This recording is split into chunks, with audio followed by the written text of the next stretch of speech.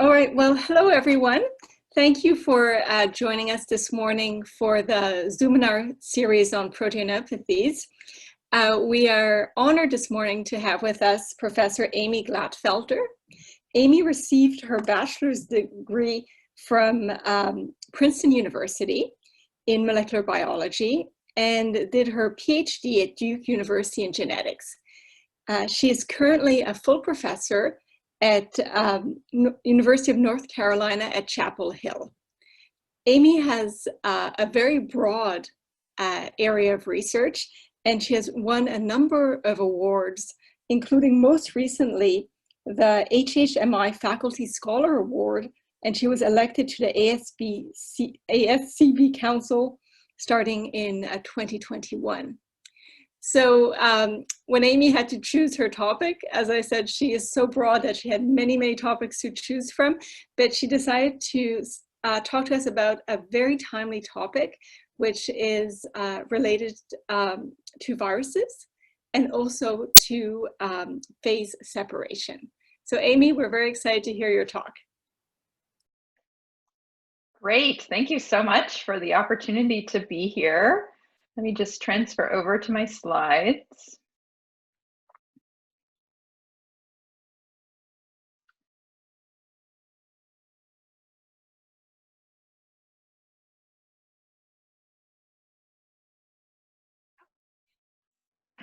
Can everybody see my screen? Can you see my screen? Yes. Yes. Okay. Excellent. Great. Well, thank you. It's wonderful to be able to share this very new story that's emerging from our lab. That we were motivated to turn to trying to understand SARS-CoV-2 replication and biology. And so I'll be sharing that work today. But before I get into the details of this emerging story, I want to give you some context about why I started thinking about phase separation in SARS and how this relates to other problems I think about in my work. So again, today we will be focusing on replication of SARS-CoV-2, but actually a very specific part of the viral replication cycle, and that has to do with how the nucleocapsid protein finds the RNA genome. And we think that, and there's evidence from other coronaviruses, that these initial encounters between the nucleocapsid protein and the genome is actually happening in the cytoplasm or on the face of the rough ER in the cytoplasm. And this is really the compartment of the cell that I've spent many years thinking about. And specifically this question of how is the cytoplasm organized? And the cytoplasm can really be thought of as a frontier in cell biology. I would say it's an area of cell biology that we still don't quite understand. There's a sense that it's incredibly crowded and dense and dynamic, but truly how spatial organization emerges within the cytosol is still relatively mysterious. And this is an area that we focus on quite a bit in my lab. So we've known for decades that one source of organization are membrane-bound compartments. But we've also now in the past decade come to appreciate that there are other mechanisms for organization in the cytoplasm. And that has to do with the process of biological condensation. And the idea here is that biological molecules can self-assemble into compartments. These compartments don't have membranes around them necessarily, or in general, they don't have lipids associated with them as far as we understand them. But these compartments have liquid-like or solid-like properties. And so by analogy, say, to water, which can undergo phase separations and exist in either a gaseous, a liquid, or a solid-like state, it's now appreciated that this is the same for many cellular molecules, both in the cytoplasm and in the nucleus. And that cellular molecules can be in a diffuse or soluble state, liquid-like compartments or condensates, and more solid or gel-like states. And that the emergence of these mesoscale physical properties is actually relevant to spatial temporal organization and their function in cells. And it's now appreciated that biological condensates are a nearly universal feature of cells, and they serve many purposes, from transport of RNAs in neurons over long distances, to how cells react to stress and protect their RNAs under transient stresses, to the patterning and asymmetries that are generated to create patterns in embryos during development, just to name a few examples. But it's also now increasingly appreciated that phase separation is relevant also in virology. And these are just a few examples from recent literature showing the capsid protein of measles and its ability to undergo phase separation here in vitro. And here we're looking at HIV, nucleocapsid protein, both in vitro, but then also in vivo, forming liquid-like compartments in the cytoplasm of cells. So what are condensates like this actually doing? This is still an intense area of study to really understand their functions. But it's clear that this is one mechanism for bringing factors together to coordinate interactions at the right time and place, that they can serve as a vessel for chemical reactions and may in fact have the ability to enhance certain enzymatic rates. And finally, there's increasing interest in their ability to serve as stress sensors. Because of the basic physical chemistry that drives the assembly, they're really uniquely situated to be cellular sensors of temperature or pH or sort of physical features that cells may experience. So how do condensates form? I'm going to give you a very, very simple introduction to the basic mechanisms of formation. In many cases, cellular condensates contain a nucleic acid binding protein, such as an RNA binding protein, which I'm representing RNA binding in this little cartoon with these blue circles. And many contain a disordered, predicted disordered structure that may be a low complexity domain. There's various forms of potentially disordered structures. Now, these disordered domains have the potential to interact either in specific or non-specific ways. There's also thought to be a role for ordered oligomerization domains in bringing proteins together in condensates.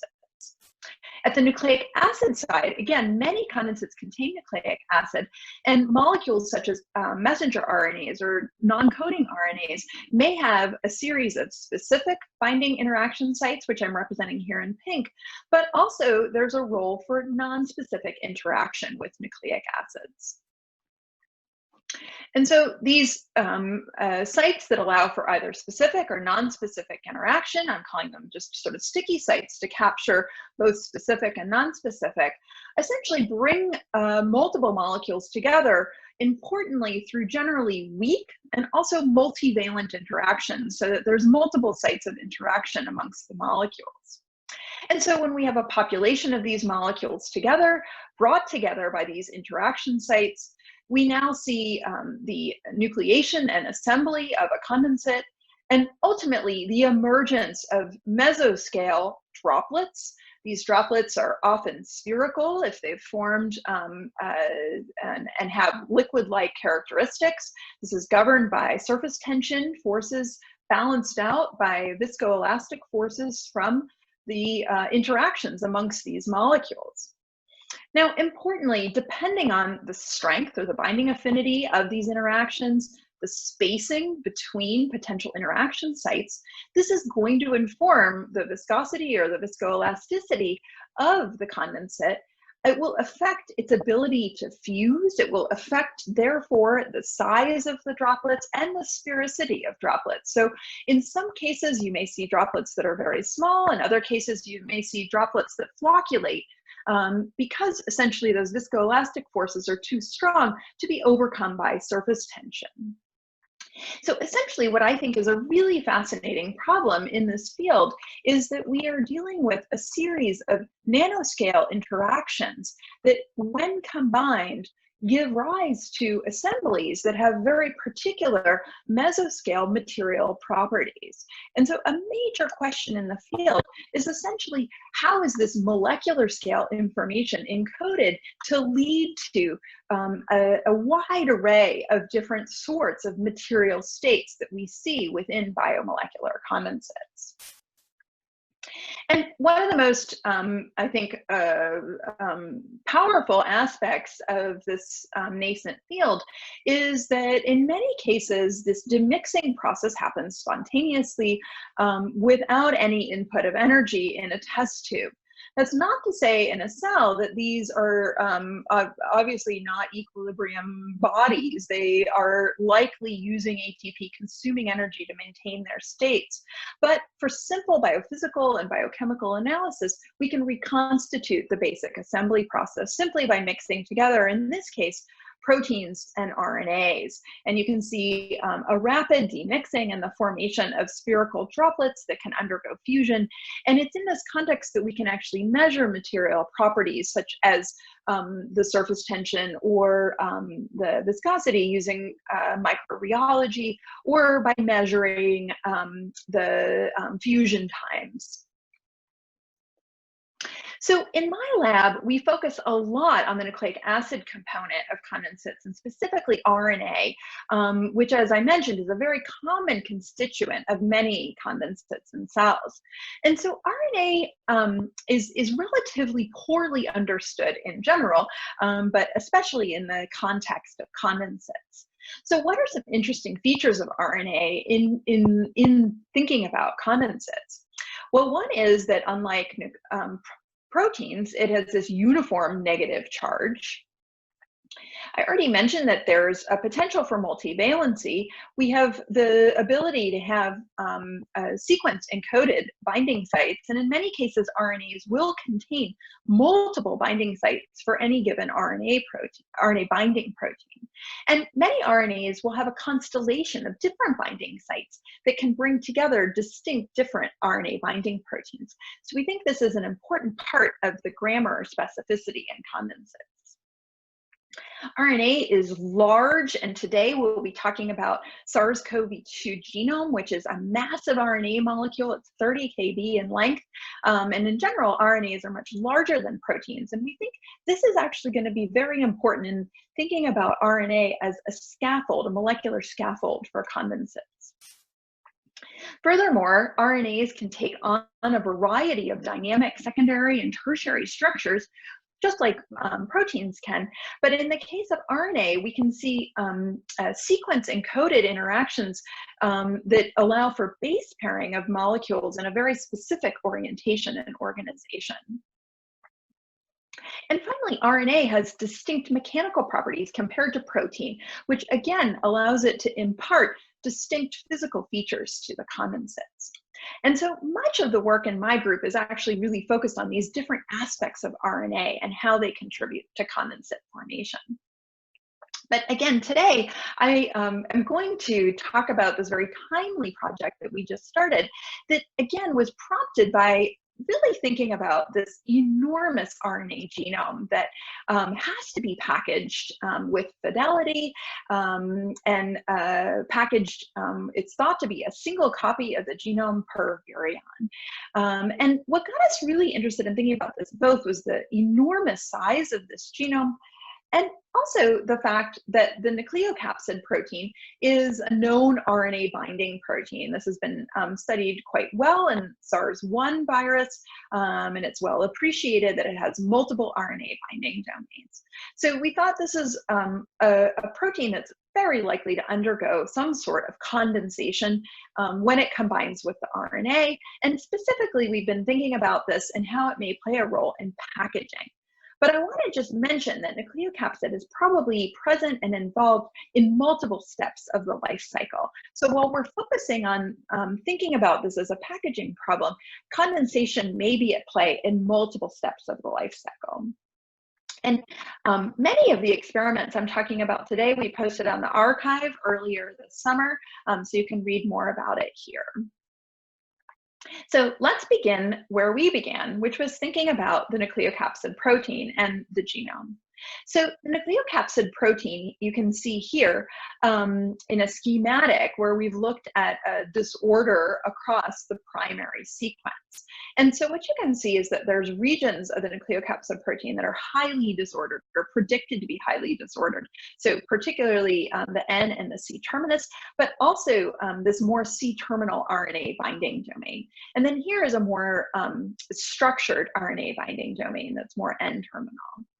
So first, we were interested in thinking about, does nucleocapsid protein, given that it has this intrinsically disordered sequence, if we mix it together with genomic RNA, does it undergo liquid-liquid phase separation? And indeed, what you can see here is that the protein on its own forms very small assemblies, but as we add genomic RNA, that's been purified from cells that were infected by the virus, you can see the formation of assemblies of condensates. You can see some of them are quite spherical and some of them are actually somewhat flocculated. So we think that these are relatively viscous assemblies that are forming with the full-length genome. When we express the nucleocapsid protein in mammalian cells on its own, it can form liquid-like droplets. So you can see mammalian cells expressing nucleocapsid, and you can see that these have the ability to fuse and round up, and we've been able to show that these are highly dynamic. And so this shows that the nucleocapsid protein in the context of a mammalian cell has these properties of being able to demix from the surrounding environment. So over the last several months, basically since the lockdown in March began, we've been asking a series of questions using this system. We've been interested in understanding what features of the genome drive N protein condensation. Does the virus actually package, how does the virus package one copy of its genome and exclude all the many other RNAs that are in the cell, including its own RNAs that are encoding for structural elements of the virus, as well as the many host RNAs? We've been thinking about how might phase separation be temperature dependent, and how might this be relevant to spread and infection of COVID-19? And is phase separation actually a druggable feature of SARS-CoV-2 replication, such that this could actually be something that could be screened for to look for small molecules, potentially novel antivirals? So we were first interested to know if there were particular features in the genome that were relevant for driving the phase separation process. And so we analyzed the genome several different ways. One is we did, in collaboration with Rachel Sealphone at Princeton, we looked for areas that had relatively low synonymous substitution rates in the genome that would be indicative of some area where the RNA is under some sort of selection. And we could see, and that's sort of plotted here, this is an area at the 5' end. We could also look in the frame shifting region. This is relevant for some the subgenomic transcripts. This is relevant for translation of them. And then this is the SARS equivalent packaging sequence. And then finally, we were also interested in analyzing the RNA that actually encodes the nucleocapsid itself. So we asked whether there was any difference in these RNA sequences and their ability to drive phase separation of the nucleocapsid protein. And much to our surprise, we were able to see that different sequences had different abilities to drive phase separation. So if we took RNA from the 5' end and mixed it with N protein, we could see, again, the emergence of condensates similar to what we saw with the full-length genome. Now, in contrast, when we mix this with RNA encoding this frame shifting region or the SARS equivalent packaging signal, and again, this is from SARS-1, I should say, we could see that in fact, the minimal amount of phase separation that the protein alone undergoes is actually eliminated. So it's as if these sequences actually have a dissolving effect on the nucleocapsid protein. Now, when we get back down here to the 3' end of the genome, this RNA, what we can see when we mix this with nucleocapsid is, again, readily we see phase separation of the nucleocapsid protein. So basically, regions at the 5' and the 3' end of the genome drive phase separation of nucleocapsid, while sequences in the middle of the genome actually appear to counteract or sort of have a solubilizing effect on nucleocapsid. These are two types of sequences coexist on one RNA in the actual virus. And so we were curious what happens when we mix these two different RNAs together. So again, the 5' end promotes phase separation, the frame shifting RNA promotes dissolution, and I want to emphasize that these RNAs are exactly the same length. So this is not a simple amount of nucleic acid that's present. In fact, these are identical in terms of the concentration of RNA that's present. It's all about the sequence differences. Now, interestingly, when we mix these two RNA sequences together, what we can see is this intermediate size of droplets. And this is indicative, we think, of essentially an intermediate material state. But this is affecting, essentially affecting the assembly process and ultimately what end state physical properties these condensates have. And so that by combining these together, you essentially end up with potentially sort of an optimum or an intermediate physical state. So what is different in these RNA sequences that leads them to either drive or oppose phase separation? And ultimately, why try to achieve this intermediate sort of material state? So to begin to address how this might work, we teamed up with collaborators at UNC, Mark Bernicke and Kevin Weeks, who have developed a technique called ShapeMap, which enables us to essentially map where the nucleocapsid is binding to the RNA sequence, and also gives us secondary structure information about the different RNA sequences. So in this diagram here, you can see a predicted secondary structure of, in this case, the 5' end sequence. This is what promotes phase separation.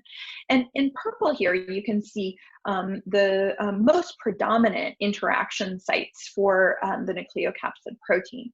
And what was especially prominent here is this sort of tandem double-stranded RNA sequence, both here and here. And we think that it's these tandem helices that are actually really relevant for nucleocapsid binding in these discrete locations. Now, in contrast, when we map where nucleocapsid is interacting with the frame shifting element, we see a very different landscape. What we can see here is that essentially the nucleocapsid is binding throughout this RNA sequence. And we can see that the RNA sequence appears to be actually more structured, and that the many different sites along here are occupied by the nucleocapsid.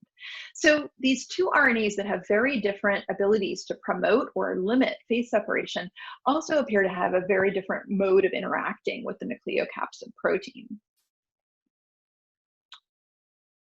And we were interested to know whether we could make predictions for the rest of the genome based on this. And what we could see here is, this is again teaming up with Rachel, who analyzed a number of different sequence and predicted structural features of the whole genome, and looking for things of areas of the genome that were either similar to the 5' end that promotes phase separation, or similar to the frame shifting region that appears to oppose it. And what was so interesting from this analysis is that the predicted drivers of LLPS, the regions of the genome that appears most similar to the 5' end, are highly enriched in the 3' end. And this is where nucleocapsid is encoded. And this is, again, that other sequence that really drove phase separation. In contrast, much of the rest of the genome, including areas where the SARS packaging element is, look much more similar to the frame shifting region. And so this has led us to create a very simple working model that the genome actually has these two different sorts of properties in it. At the 5' end and at the 3' end, there are features that essentially promote specific interactions between the nucleocapsid that, and the genome that promote LLPS, we presume through this multivalent specific binding. In contrast, for the internal part of the genome, we think that these are essentially non-specific, potentially electrostatic interactions that are helping to promote liquidity in the ultimate condensate state. And this is evidenced by the ability of nucleocapsid to essentially coat this RNA sequence. And we think this might be in part relevant because of the extreme length of the genome, that essentially this is an RNA that would be very prone to gelation or entanglement, and that by having the solubilizing sequence, that this may help promote this from maintaining some degree of dynamicity. So we've now trying to dissect what parts of nucleocapsid contribute to these different interactions to begin to test this and understand this model a little bit further. So I'll just remind you again of the primary sequence schematic of nucleocapsid protein with these different domains. And so we have made mutations in both the structured RNA binding domain. This is a point mutation in the RNA binding pocket that we've generated. And then we've also deleted a lysine-rich region that was shown to bind and be important for interacting with RNA in SARS-1. And so we've been testing to see which of these domains may be relevant for these different interactions. So the first mutant that I want to talk about is this tyrosine 109A mutant, which interestingly on its own as a protein, it's a single point mutation. It actually has more of a tendency to self-assemble into condensates on its own in the absence of any added RNA. But importantly, unlike the wild type protein, which you can see this nice enhancement of phase separation in the presence of the 5' end RNA, this protein seems oblivious of the addition of 5' end RNA. We see very little change in the ability of this protein to undergo phase separation in the presence of RNA. So this suggests to us that this RNA binding domain, the structured RNA binding domain towards the N terminus, is very relevant for these specific interactions with the 5' end that promote phase separation. Interestingly, when we eliminate the sort of more C-terminal RNA binding domain, and this is a more disordered lysine-rich sequence, we see a very different effect. In this case, when we compare to wild-type protein, now the RNA is actually promoting even more phase separation than the wild-type protein has. So this actually suggests to us further that this domain may be important for this non-specific interaction, and that it is actually putting the brakes on phase separation. And when this is the only RNA binding domain functioning, we actually see even more robust phase separation. So to summarize our thinking here, what we've seen is that we think the specific interactions that promote LLPS are mediated by the RNA binding domain and more towards the N-terminal part of the protein, and that these potentially more non-specific electrostatic interactions may be mediated by this RNA binding domain, more C-terminal. There's also some very interesting work that can promote dimerization, and there may be actual even potential competition between RNA binding and dimerization. There's some preliminary data and bioarchive on this from other groups. The spatial positioning of these elements matter for this. It's very striking that they're present at the 5' end and the 3' end. And this has also been seen for other viruses where packaging sequences may be found at sort of the termini of the genome. And it's a bigger question. We're interested in whether something about the spatial organization of these elements is relevant for singularity and packaging. So we're beginning to investigate these questions. It's very early days in how we're beginning to look at this, but one way that we're approaching this is using a coarse-grained modeling approach, applying a platform that was developed in Rohit Papu's lab, which is built on essentially a stickers and spacers representation representation of polymers. The power of lossy is that you can represent the polymers through coarse grain representation in these beads, and then you can specify whether molecules interact or beads interact non-specifically and essentially an isotropic interaction, or specifically in anisotropic interactions. And then the real power is that it's a lattice-based simulation that ultimately allows you to construct predicted phase diagrams. So that is when you have a condensed state at a variety of RNA and protein concentrations. And we're just beginning to build up a framework for the SARS project, but this just gives you a sense of how we're beginning to think about this. So before we think about the whole genome in context, first we're asking very simple questions about testing this idea that essentially the different patterns of nucleocapsid binding are relevant to promoting or limiting phase separation. So we've represented N protein and then the 5' end sequence as a series of beads, and the frame shifting element sequence as a series of beads that have either anisotropic, meaning they can have specific binding interactions, or non-specific binding interactions to reflect this different patterns of protein interactions. And through just simple initial simulations where we have given some patterning to N protein being able to interact specifically with certain sites on the 5' end, what we can see is that in fact, by encoding some specific multivalent interaction sites, we see a substantial driving of phase separation, which is evidenced here through looking at this temperature versus concentration of both the protein and the RNA, compared to the frame shifting element, where we see essentially this non-specific electrostatic interactions that's not encoded in any particular site, but is just isotropic. We see actually a shift and a much more limited phase separation. So this just gives us some sort of physical description of this model that we're thinking about. And what we're working on now is actually trying to put these different patterns in tandem to see how this affects how the system behaves. So these are still early days in this work.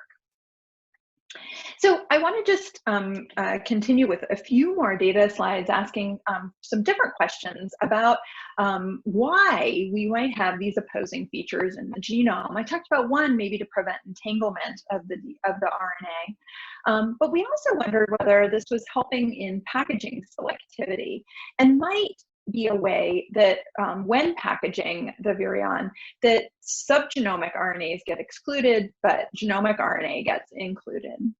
So we did the following experiment to address this. We made droplets out of nucleocapsid protein and genomic fragments that are not normally translated. So, and to these preformed droplets, we added RNA that is normally packaged, so it's specifically in the genome, or we added RNA that's subgenomic, that's not packaged or not thought to be substantially packaged, or non-specific RNA that is not coming from the virus. And we asked whether these RNA sequences behave differently in the presence of the condensates. So here are the preformed droplets that we made out of genomic fragments. And at the top is where we've added the specific genomic RNA, and on the bottom is where subgenomic RNA is added. And what we were really excited to see, and I think is really intriguing, is that when we added RNA that's normally packaged into and as part of the genome, we could see very well mixing of these RNAs into the preformed droplets.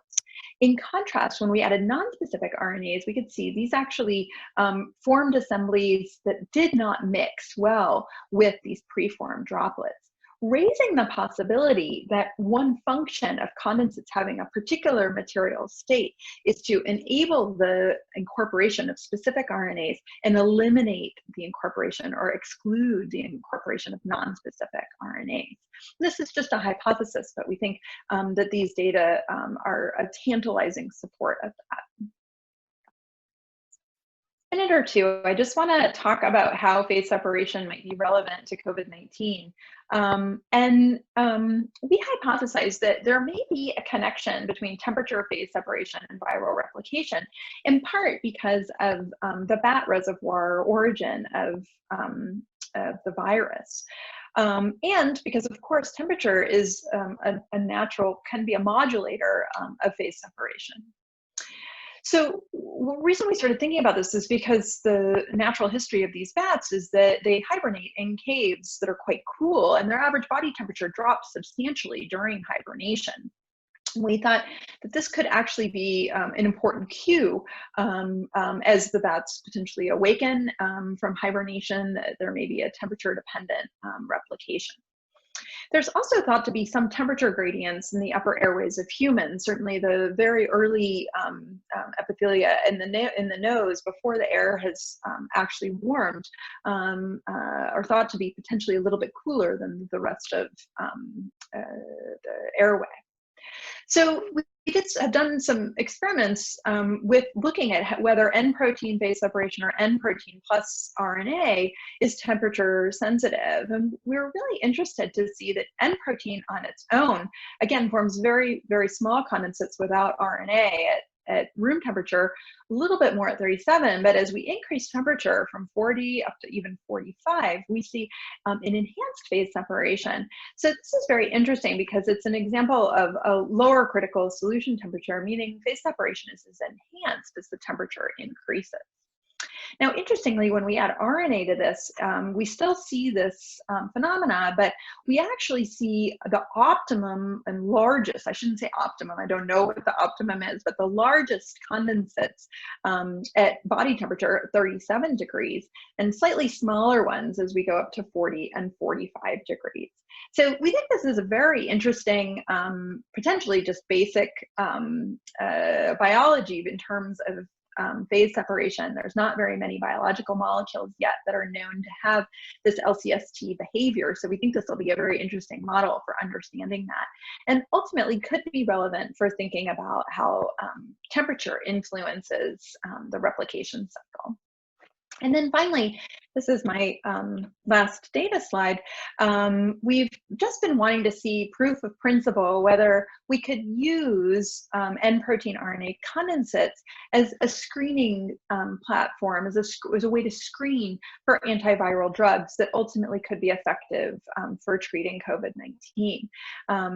And so what we can see, this is just a proof of concept that this is hexane diol. This is a very you would never ever want to use this as a therapeutic. This is just proof of concept to show that we can dissolve the condensates with a small molecule.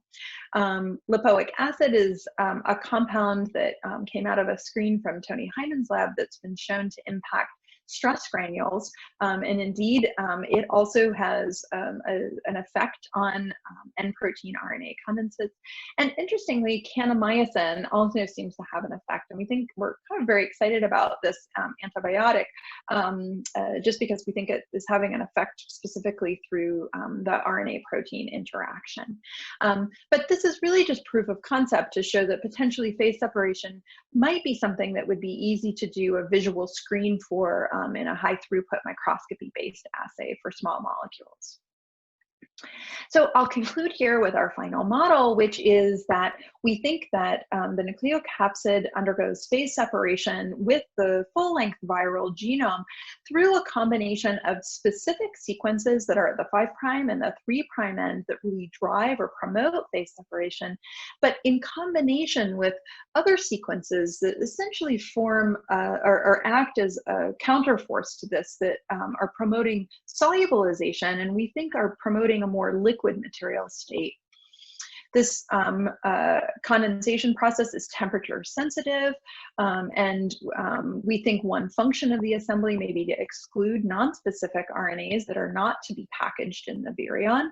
And we think there's real potential to disrupt this process by drugs through either dissolving, changing the rate of formation or the concentration at which the components will phase separate, or changing the ratio of protein to RNA that may be in a condensate.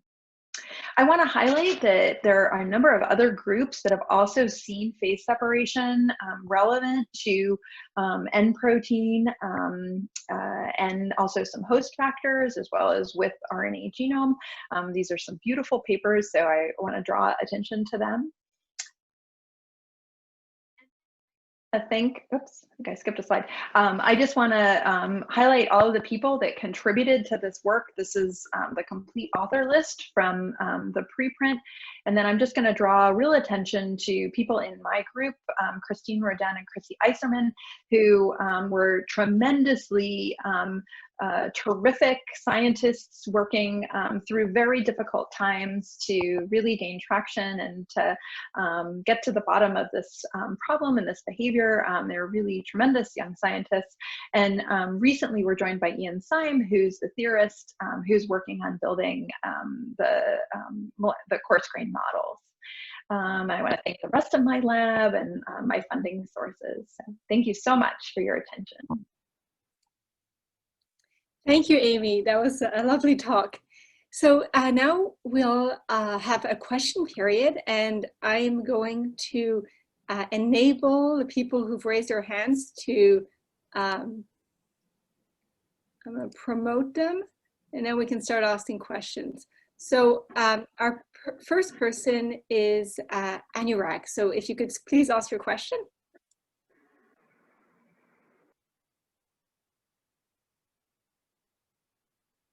Anurag, you have to unmute yourself.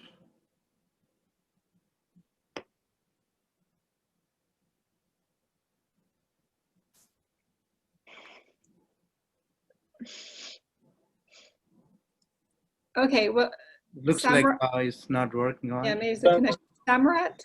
Yes. Hi, John. How are you? Fine. How are you? Yeah. So, Amy, it's a beautiful talk. So, it seems like hydrophobic effect is an important player because you see an LC-ST behavior. So the hydrophobic effect will be more pronounced at higher temperature. And you also see hexanediol is able to disrupt the separation. So I was wondering if this is how kanamycin and lipoic acid is able to sort of disrupt the hydrophobic interaction that might actually. Yeah, so I think you're absolutely right. That's telling, I mean, it's highly likely there's a hydrophobic effect here that is giving us the temperature dependence. So we're not sure, honestly. To be honest, we have not done a systematic analysis of all the residues to know which ones might be the drivers of this to really address this. What we are trying to do now is just see if the RNA binding mutants behave differently with kanamycin, for example, which would just essentially either point to or eliminate whether it is through the RNA, nucleocapsid binding, the RNA interaction, which is unlikely to be this hydrophobic effect, right? So, I don't really have data that speaks to that, but I agree that at least for these few small molecules we've looked at, that's a possibility. So interesting possibility is, since you have hydrophobic effect as well as electrostatic interactions, an interesting possibility is to have both LCST and UCST transition. Yeah. Yeah, we have another protein that behaves that way in the lab, actually. So we're thinking about that. Absolutely. Yeah. Okay. Yeah. Thanks, Amy. That was a beautiful talk. Thank you. Thanks for the. Thank you, Samrat. So we're going to move to Vijay. I think I'm unmuted, am I? Yeah, yes, you are. I can hear you. Oh, okay. Amy, great talk, and I really loved it. Thank you. I have a sort of a naive question. So you have these, you showed this data where the ends of this genome, viral genome, where the 5' and 3' ends tend to phase separate with the disordered region of the nucleocapsid protein, right? So this seems to be, if the disorder in the protein and the structured RNA seem to promote LLPS, whereas the vice versa is not, it's untrue. Is that correct? the way that I'm looking at the data? Sorry, the disorder, so the disordered regions in the protein yes, seem to interact with the somewhat structured part of the RNA to promote phase separation, where the terminal ends. I think we have to be careful. Like, we're right now doing a bunch of experiments with the RNA to know really what aspects of the RNA structure are relevant. Like the current data, it does look like that the areas that are more electrostatically driven are actually sort of more structured regions of the RNA. It very well could be, and there's some evidence now in the literature that, you know, the nucleocapsid is preferring to bind to kind of double-stranded RNA, and so that there might be that might be why you get this sort of coding of it. And it may be very relevant that it is the disordered sequence of it that essentially allows for even potentially more packing of the nucleocapsid on that sequence, right? So that you essentially think of it, well, one way we're imagining it is almost like a wetting of the molecule, right? So that disordered area would be interacting potentially with the more structured part of the genome. There's some beautiful work that's been done from other groups on the structures of the whole genome, and what we've done is consistent with those, and it's just hard with RNP-map to say definitively what aspect of the structure is mattering until we do some mutants, so we're working now on mutants at the RNA level. Right. No, my question was actually, if this is true, then what so we know it's a multivalent interaction between the RNA and the protein that actually is involved in LLPS. So if there is a structured form of RNA, how does this specificity come into play? So we think at the 5' end and the 3' end that those might be quite specific interactions, and higher affinity interactions potentially. And that by having, this is something we're trying to investigate with the modeling actually, is that the particular abundance and spacing of those binding sites may be providing some specificity. You know, that's a hypothesis at this point, but that's what we would predict, is that those are potentially higher affinity, and that specificity is coming from that folded RNA binding domain interaction from nucleocapsid interacting with whatever the features are in the 5' end that it's favoring. We think it's this tandem double-stranded regions. And so, you know, we're doing experiments now to extend those helices and also to truncate them and to move them around, things like that, to really assess that. But I think that's how to think of specificity. I see. Great. Thank you, Vijay. So our next question is from Janet. Thank you, Amy. That was a really great talk. This is Janet Smith at Michigan. Hey.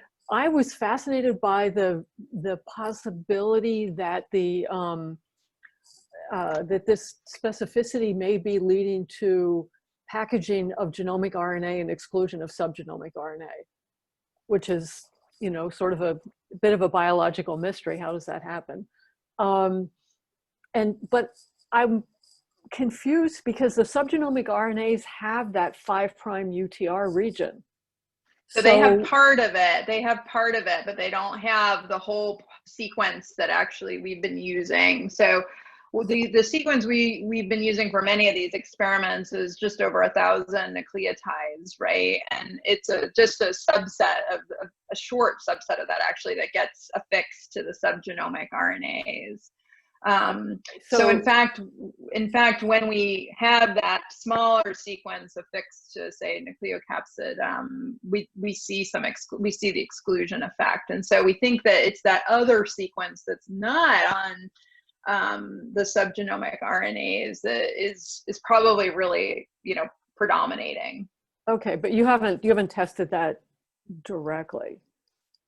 I think we have actually. I'm like 95% sure that we have the sequence on there. Now I might be 98% sure. I'm pretty sure we have that construct and tested it. Yeah. And then I'm curious about that. You said something at the very beginning of the talk about one of the things that you're interested in is what else gets packaged.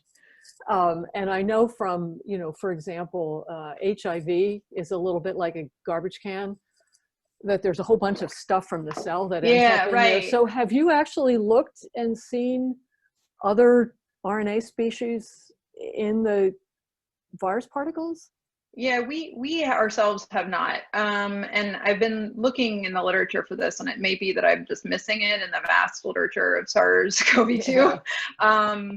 Yeah. You know, the physics of it is like it's a huge genome, right? Compared to like HIV, like relative to the cap. I mean, there's just a lot that's getting packed in there. And so, you know, whether this is the mechanism of selectivity or not, I don't know, right? But, you know, it's a hypothesis. But I don't think there's a lot of room for a lot of junk. So I don't think it will be as messy as other viruses potentially, just because it's got it's got a lot of stuff it's got to take with it, right? But I'm not clear. I don't know if I'm not seeing a lot of analysis on this actually of what all is in there. Maybe somebody out there can help me. And there's no packaging signal that's been identified in the sequence, because a lot of RNA viruses have a, you know, little region that's the packaging signal that kind of nucleates. Yeah, exactly. So there, at least to my knowledge, it hasn't been identified in SARS-2. In SARS-1, it's sort of been, I think, a little bit slippery in that, you know, there's sequences that are sufficient but not necessary. And so one of them is that SARS-1, I had a SARS packaging sequence in one of the experiments, and it's in this middle part of the genome where it didn't promote phase separation. That doesn't mean it's not doing something there for packaging. For sure, it could be.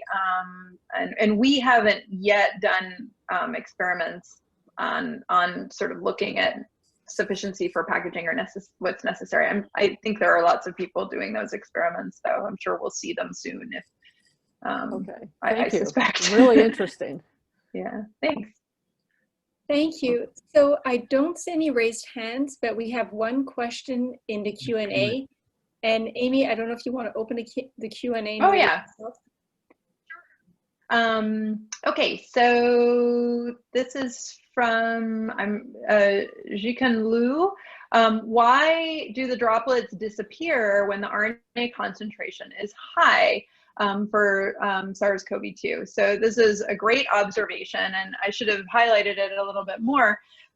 So this is, you know, the probably essentially reentrance occurring. And so at sufficiently high RNA concentrations, you essentially get driven out to sort of the other side of if you imagine this as a phase diagram, and a system where you can be sort of in the dilute phase at either low or very high concentrations. And so at those higher concentrations of RNA, I think the way to think about this is you're essentially further solubilizing the nucleocapsid protein, so that instead of it interacting with itself, it's interacting with many RNAs and essentially driving the system into a more mixed state again. So we think it's reentrance, and it's common for many RNA protein phase separating systems to display that behavior. We've seen it for other ones that we work with as well in the lab, that high RNA actually then dissolves condensates. All right, thank you, Amy. Are there any other questions? Amy, I can ask a question. So great talk, Amy. Yes. Loved it. Thanks. This disordered lysine region, it seems to play a big role in phase separation. So I wonder, what would be the effect of free lipids or lipid membrane? Because there could be charge-charge interaction, which could promote the phase separation. Do you have any thoughts on that? I'm glad you brought that up, because there's actually probably really important cell biology with lipids here, in terms of likely some of this is happening either on the ER or ER Golgi, or also even within a viral produced vesicle of sorts. And so there's a very important player I didn't talk about called M protein, which is a membrane binding protein that also has a disordered sequence, and is likely collaborating with N protein, at least in some of the condensates that likely form during the replication cycle. And so most likely this is happening in the context of a charged bilayer of some sort. We haven't yet done experiments like that. I do know there are people working on thinking about how lipid bilayers may be promoting phase separation or contributing to phase separation through this additional M protein. I think there's really important, biophysical reasons to think about that in addition to the charge effect with that patch. Is just what it might do to the critical point, the concentrations that are required for phase separation to occur. It could happen with many smaller numbers of molecules, potentially by occurring on a two-dimensional surface as opposed to in solution in 3D. So I think that's probably very, very relevant to be thinking about that. And it's not something that we're capturing at this point. Thank you. Okay, well, if there are no other, and there's another question in the Q&A. Okay. From Dave Thurmalay.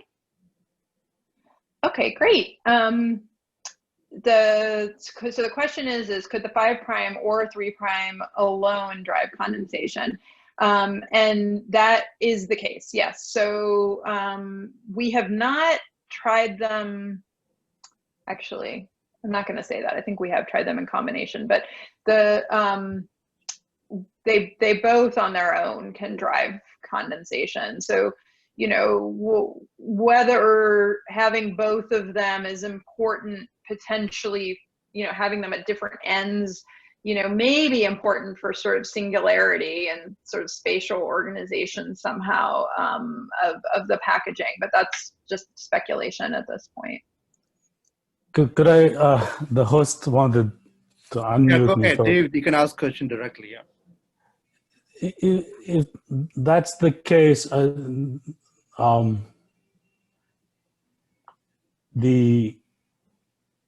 argument for the sort of interaction needed to drive the condensate formation is a little trickier, right? Because it seemed like, if I understood you rightly, I should say I know nothing about this subject, so I'm asking you out of ignorance. It seemed like I remember that the middle part, which contains the frame shifting regions and so on and so forth, were non-specific interactions. So you must have done an experiment where you excised both the 5' and the 3' ends and just fed the middle part. And would that mean that you don't find condensation, or the condensation very weak?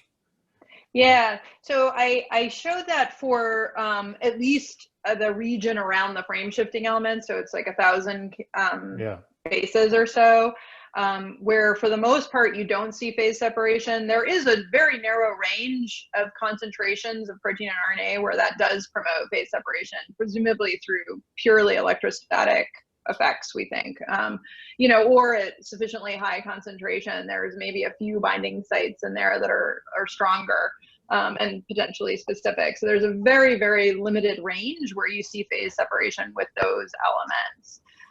Because the genome is so big, it's very difficult to do kind of the ideal experiment that you're proposing, which is sort of to take out just the 5' end or take out just the 3' end, or and then see what happens with the rest of it, because it's, then you're left with something that's still 28 kb to work with and clone and everything like that. So we're starting, we are trying to acquire the constructs that are in yaks that contain the genome that were constructed by a group in Switzerland, but we don't have those yet. So we haven't done like the cleanest sort of genetic experiments with this because of how ungainly the genome is. But you're right that those middle regions, essentially, we see very little phase separation with those.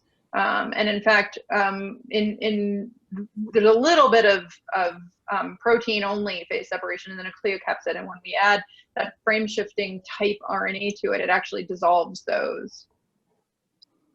May I ask you one last question, and I'll stop. I'd like to talk very much, and because you invoked electrostatics in the middle part anyhow a lot, what about the role of magnesium? Have you looked into that? Swept through a lot of magnesium experiments, so that is something that we certainly should do, and we haven't done a lot of different things with magnesium. We haven't seen big effects with the little bit that we have, but we've really not exhaustively done that at all. So it's something that should be done. Thanks a lot.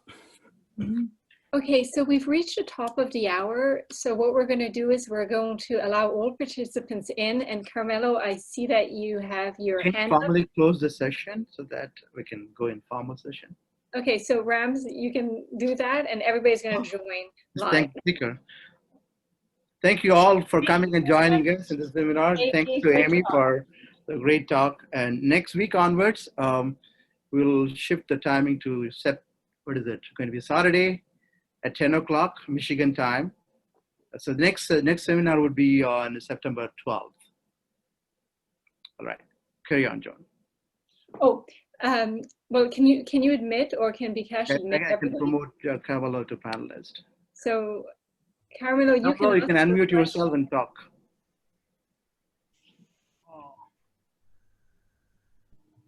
Carmelo?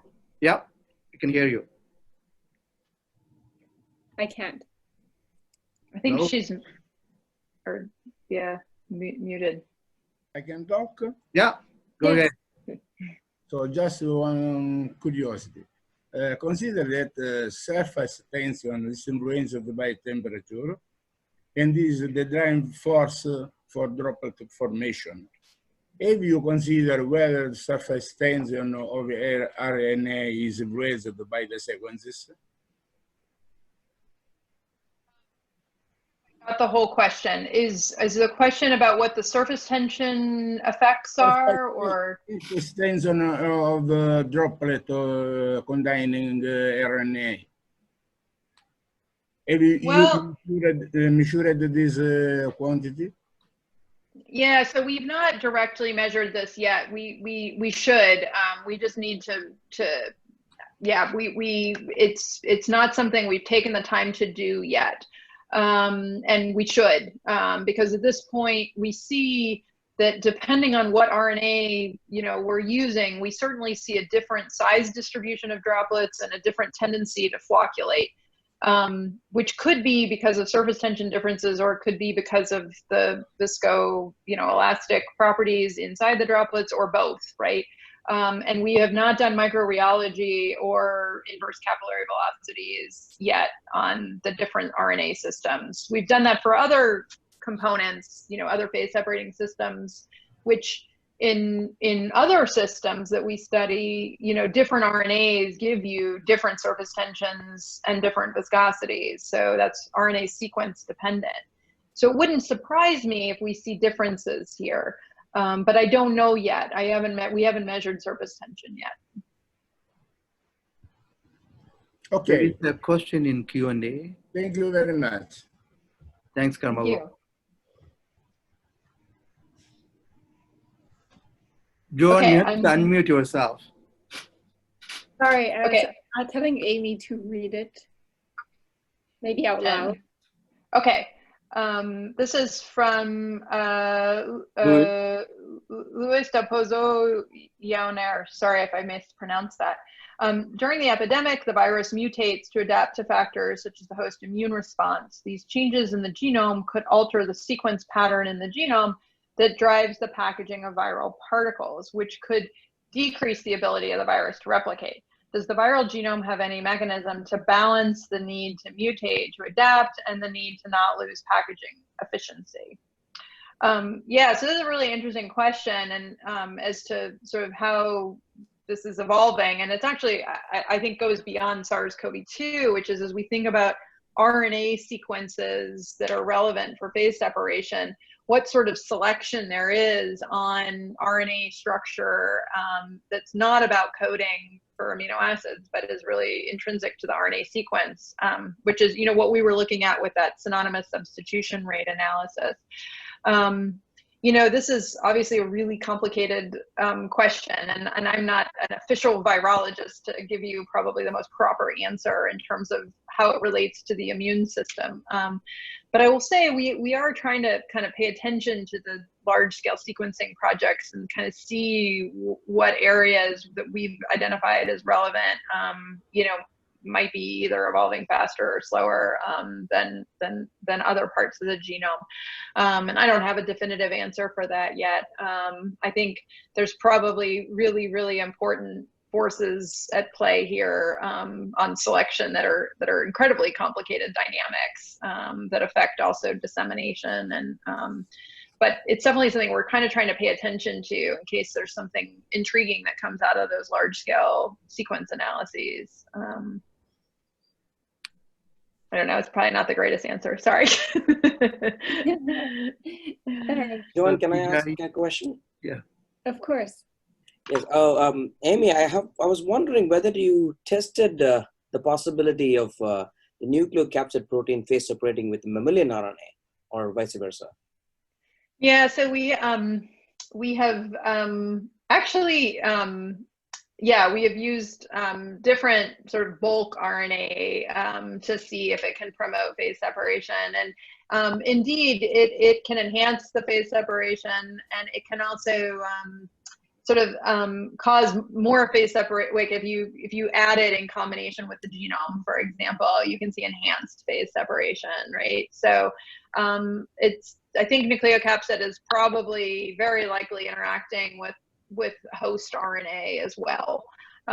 So we definitely see evidence of that. So, you know, the thinking I have about nucleocapsid is that there actually may be a large number of different nucleocapsid-based condensates that form through for replication, for assembly, for packaging that may be quite distinct from one another and may have different RNAs in them, right? You know, this is something that all cells are filled with condensates that have distinct molecular identities. And we're just very, very, very early days of understanding what the grammar is for molecular identity. You know, even, you know, the amino acid level, there's only a few examples of where we might understand how charge patterning in the protein is a form of grammar. And at the RNA level, you know, again, very early days in understanding, you know, how certain RNAs end up in a particular compartment and not in other compartments, right? And so I think that puzzle, you know, is also here, and that there's no question there's going to be interactions with host RNAs. And there's nice work from Nick Fauzi's lab at Brown showing that stress granule proteins phase separate with nucleocapsid protein, and you know, whether they're bringing along RNAs with them that they were bound to or not isn't so clear at this point. But there's definitely also an intersection there with stress granules. Yeah. Thank you. All right, thank you, Amy. If anybody else wants to ask a question, please raise your hand or type it in the chat.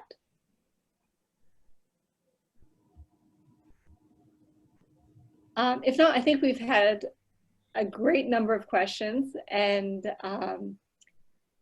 I believe we will close out the session. But Amy, thank you again. It was a really fantastic talk, and I think we all learned a lot as well. Great. So Thank you. Thank you. Thanks for talking. And so we'll see everybody in 2 weeks on Saturday. Bye. Bye. Bye. Bye, Vijay. Bye.